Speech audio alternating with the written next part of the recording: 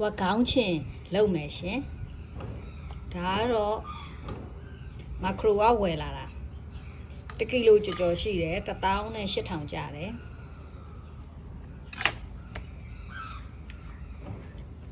ရှည်စေးထားလို့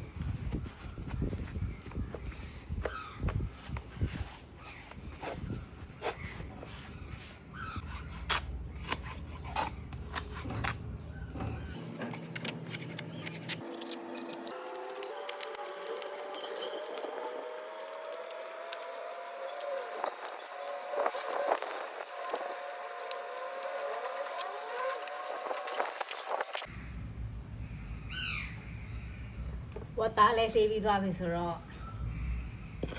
စပြီးနေမယ်ရှင်ဒါကထမင်းချမ်းပေါ့နော်ဒါကခုနလှီးထားတဲ့ဝက်ကောင်းသားတွေကိုထည့်မယ်ဝက်ကောင်းသားတွေကိုကြတော့စားနဲ့ဒီခဏနေပြီးတော့15မိနစ်လောက်ထားလိုက်သေးတယ်အထက်ကအရည်တွေထွက်သွားအောင်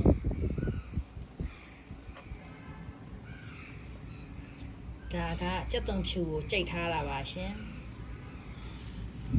ခွန်လဲပါတယ်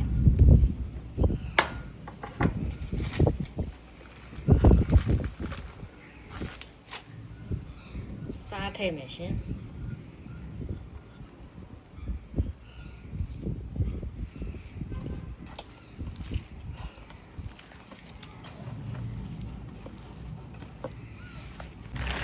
ဇက်ပိတ်အကြီးသွားယူထည့်တယ်ရှင်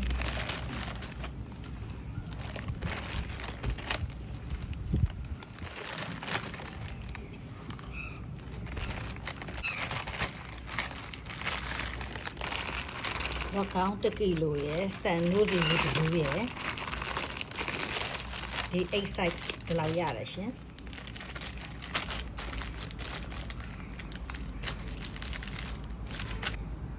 ပေါ်ကနေပစ္စည်းတစ်ခုခုဖိလို့ရှိရင်ပလတ်စတစ်ပြဲသွားမှာဆိုလို့တရေခွင်းနဲ့ပဲပတ်ချီထားလိုက်ပါတယ်ရှင်ဒီလိုချီထားပြီးလို့4ရက်အကြာမှာတော့ဝက်ကောင်းချင်စားလို့ရပါပြီရှင်ဝက်ကောင်းချင်ဖြီတဲ့ပုံကတော့မီးပြက်နေတော့မို့လို့မရိုက်မိလိုက်ဘူးရှင်အခုကတော့ကုန်သွားပါပြီဝက်ကောင်းချင်လောက်တာအောင်မြင်ပါတယ်ရှင်